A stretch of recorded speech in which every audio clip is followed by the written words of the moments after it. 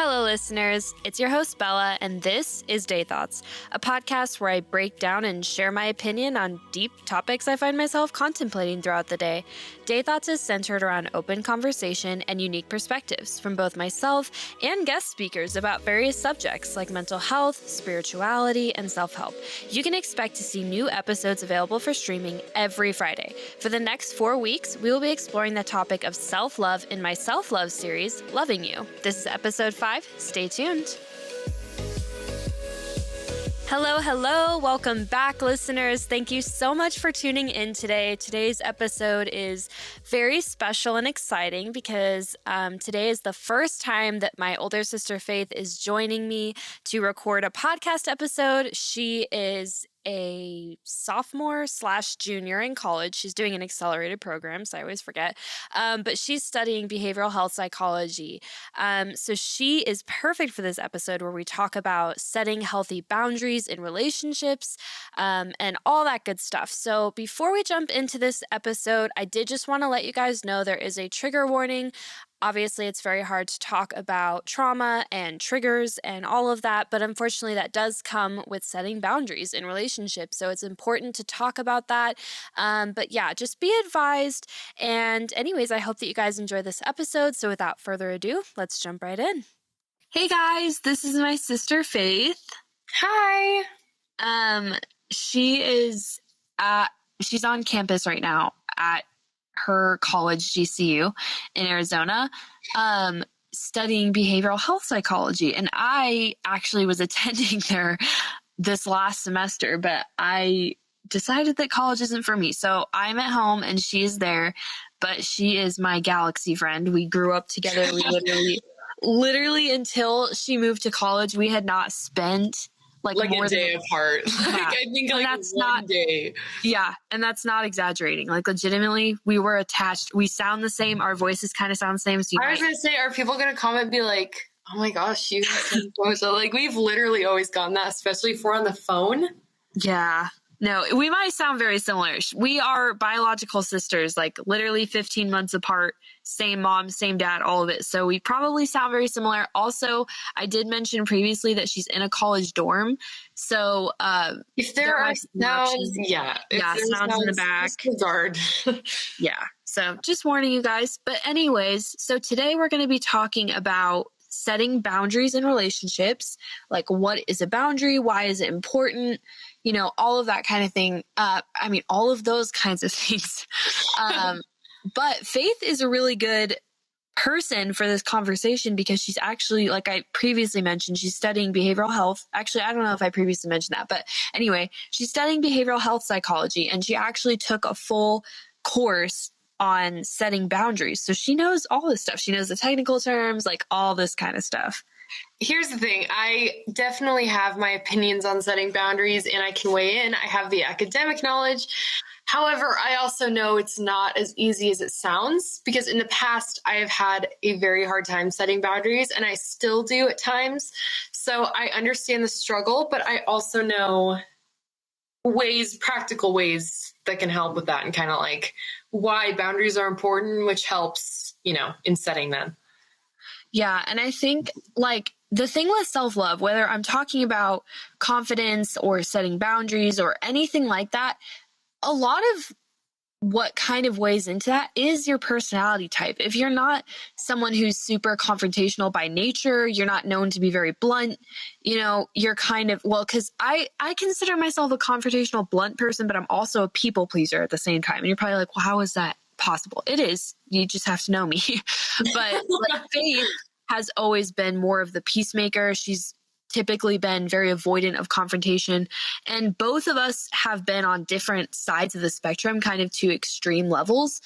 But at the end of the day, regardless of what your personality type is, I think that setting boundaries is still important because it's crucial. Yes. Interpersonal relationships, to your own health, like it is essential. Yes. And I'm not a dictionary. I'm not, I'm not a dictionary. Okay. Obviously. Thanks for letting us know. I think you're But I did do some research on what the general term for boundary is, like a relational boundary. And my definition is basically it's just a line that you draw and it relates to somebody's actions or words against you. So a boundary that you set is basically telling someone else, hey, when you say this, when you do this, whatever, that is crossing my line, my personal line. Like it's just a visual. Like, it's defining how somebody can treat you. Yes, exactly. That's way better. And I'm the English. Well, I'm not an English major anymore, but whatever. You wrote a book, okay? I don't want to hear it. But yes, so that is what a boundary is. Obviously, I don't think that really needed to be clarified, but jumping into the topic, I think it's still important to just kind of get that kind of stuff out of the way. Technical term aside, why is it important? Why is it relevant? Why is it in the self-love series?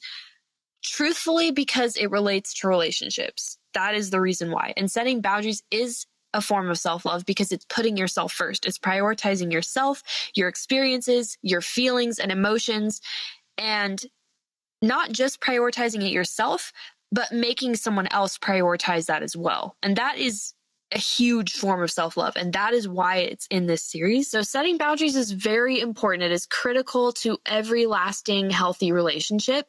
Following them, setting them, being respectful of each other, that is crucial. Yeah, because it sets up expectations for the relationship. Yeah, and so there's no gray lines. Like it's very obvious where you stand and where, Yeah, and I think looking back on some of my old friendships, I didn't know what my triggers were. I didn't know that I had to set boundaries and that there were certain things that if someone did that thing, I couldn't recover from it. I couldn't, have the same relationship or dynamic with them anymore. And it was almost like, well, I didn't even know that was a trigger for you. So you can't just write me off. And they're valid in feeling that way. And that's why it's important to establish boundaries at the beginning of a relationship.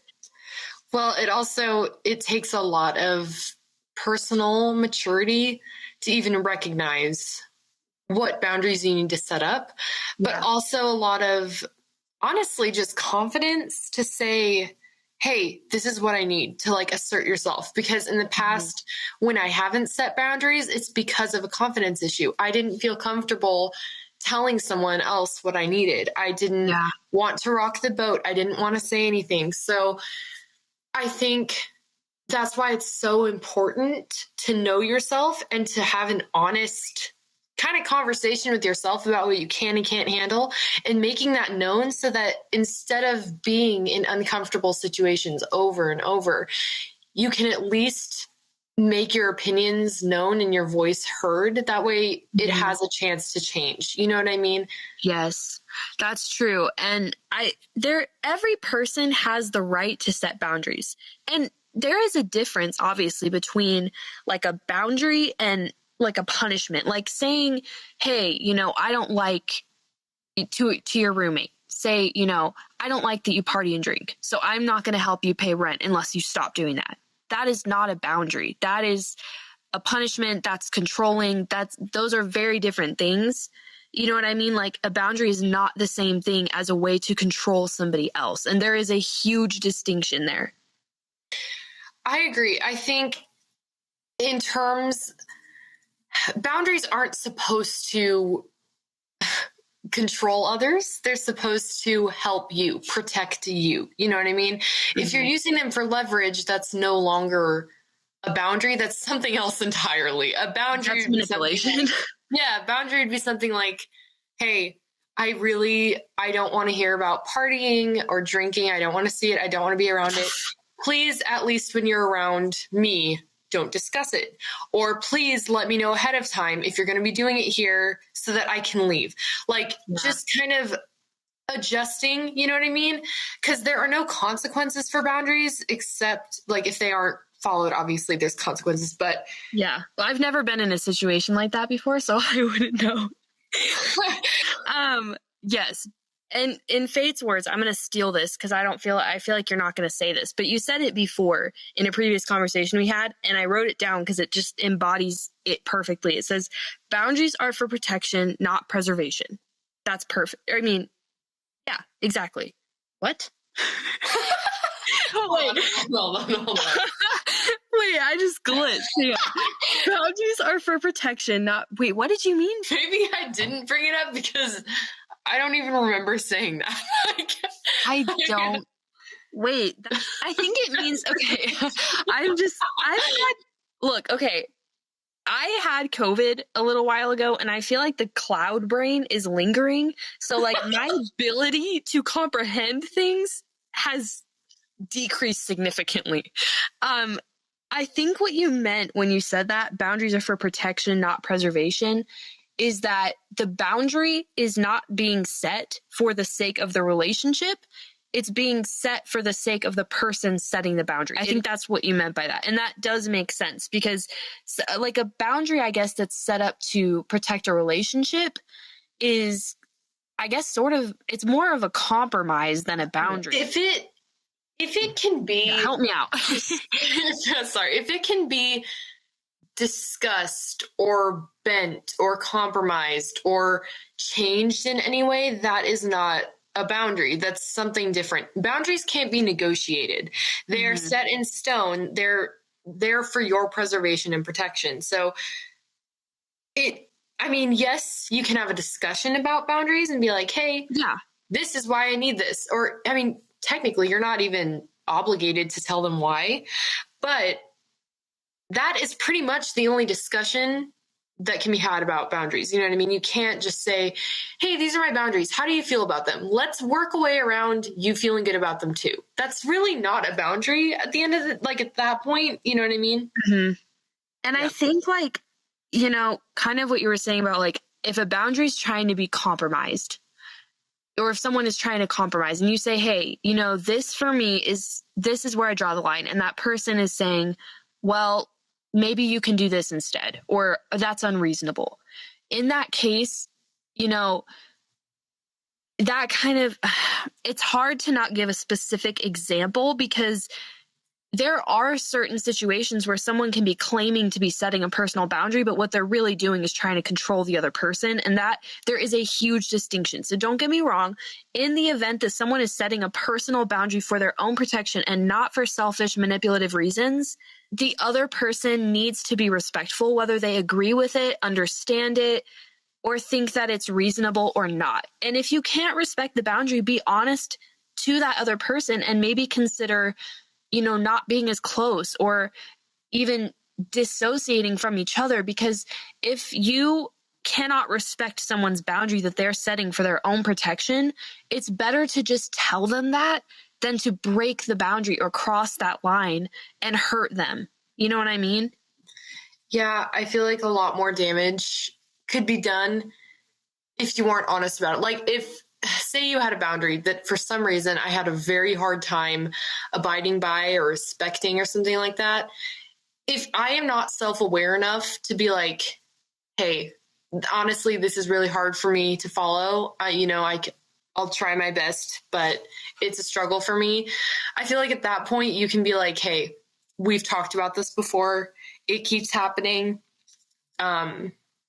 I really need it to stop. And if it can't, and if it's something that you're struggling with, I'm going to have to distance myself from you, not because of you as a person, but because this one boundary keeps getting violated. And it might sound dramatic or whatever, but boundaries, like I said before, it's how you're teaching people how to treat you.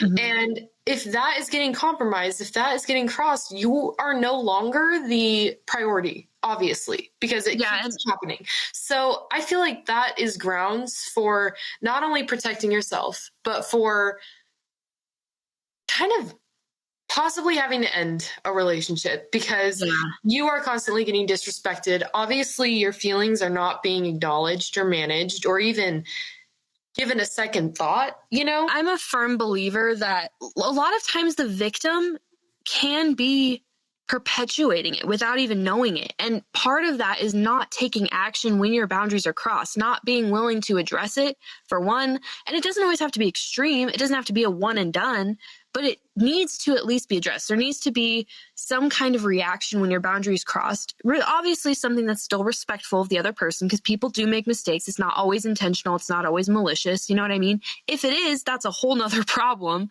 obviously.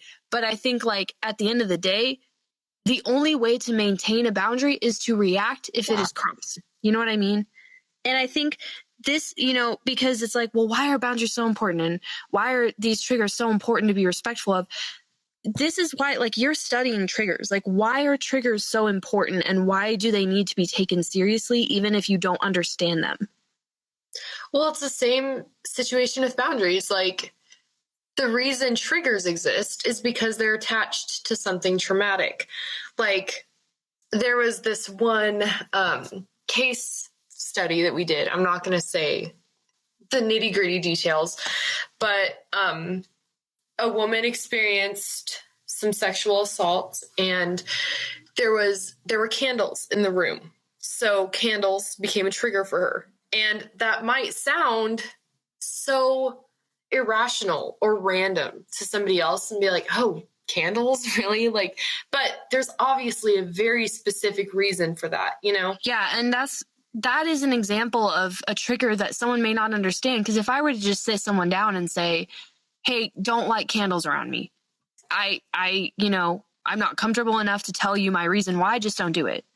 But it's like, hearing that kind of thing, you're like, wow, I completely understand. Like, I would completely understand if someone told me that. If it's making someone uncomfortable, that should be enough of a reason. You know what I mean? That should be enough of, I care about this person. They're uncomfortable right now. I care about this person. This is upsetting them.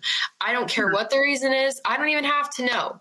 If this is something that I can help with, if I can control not having candles in the house, yeah, I don't really need the candles. You know what I mean? Because at the end of the day, it's about respecting that person's feelings and not invalidating, well, that trigger doesn't make sense, or well, that boundary doesn't make sense. It doesn't have to. At the end of the day, it does not have to. Most boundaries are set when they have already been crossed. Yes. You know what I mean? Like, true. they're set in the event of something is crossed. Like, and that's why we're like talking over each other. This is what it's like to have a sister, though. We're like, shut up, my turn. No, what I was saying. You go ahead. It's no big deal. Thank you. I'm the guest here. Anyway, what I was saying was, boundaries are usually established once they are crossed, because it can be hard, especially for non-confrontational people like me, to just show up in a new relationship and be like, hey, man, these are my boundaries. You know what I mean? Yeah. So exactly. And it is important to know yourself, though, so that you know like what your major triggers are, and you can establish that right off the bat, just so that nobody has to deal with, well, I hate to say it like that, but just so that there isn't some kind of intense reaction and no one has any idea what's going on. And I feel like the thing too is, we're talking about boundaries being set as a result of severe trauma. Sometimes it's not that deep. Yes. Yeah, I think that's so true. And it, like I said, it goes back to the initial respect thing. Yeah. If someone continuously crosses boundaries over and over that have been established, they do not respect you. They don't. That's just the end of the day. And kind of what you were saying earlier with like, it's important to voice it and everything. My professor said something. It was my trauma professor. He said, expectations that are unknown are basically a breeding ground for disappointment on both ends, because if the expectations aren't voiced, one, the person who ends up kind of disappointing the other one had no idea, so they're upset. And the person who gets disappointed is obviously left disappointed because their expectations were never met, but they were also never voiced. No one's a mind reader, which is why I think that's the main thing. Confrontational or not, you have to be willing to protect yourself at some point. Yeah, no, I agree. I think it is a mutual respect. You respect boundaries that other people set if you want them to respect yours. And it really just takes communication, willingness to express your needs. And it doesn't always have to be severe, but just know people come from different backgrounds. You know what I mean? Everybody's had different experiences, and we need to be willing to, you know, obviously there's a lot of situations where people are going to be uncomfortable and there's nothing you can do to control that. But if it's in your control and there's something you can do and they have voiced that need to you, it is in your hands and it is up to you to be respectful of that, and vice versa. It is up to someone else to be respectful of you. And so anyway, that was kind of our little rant about boundaries. I hope that it made sense. I know it probably, I don't know, it felt really like fast to talk about. But anyway, so I guess that pretty much wraps up this conversation. At the end of the day, bullet point notes, boundaries are important. Make sure to set them. Be willing to voice your needs. Be respectful of other people's boundaries that they're set, and know that there's always a reason behind what someone says or does, and try to be sympathetic towards that. If you want someone to be sympathetic towards you, try to be sympathetic towards them. And if I can do it, literally anyone can, because I am very non-confrontational. So there's you mean like setting boundaries? Yeah. You mean like, yeah. Yeah. So if I can do it, besties, you've got it. Like, is there like a parting message that you would like to give? Parting message. Jasmine, I know you're going to listen to this. So, hi. But that's such a middle school thing to do. Shout out to one specific person. Rude. Shout out to the MVP. No, just kidding. All listeners, we appreciate you. Jasmine, you're appreciated as well, but go on. Anyway, so yeah, that once again pretty much just wraps up this episode. Thank you for joining me. Next week, I'm going to be talking about stable relationships. So definitely, and that was just me. That's all me, myself, and I. No guest speakers. They were cut out. So, yes. Anyway, stay tuned for that. Thank you guys for listening in. I hope that you enjoyed, and I will see you next week. Bye.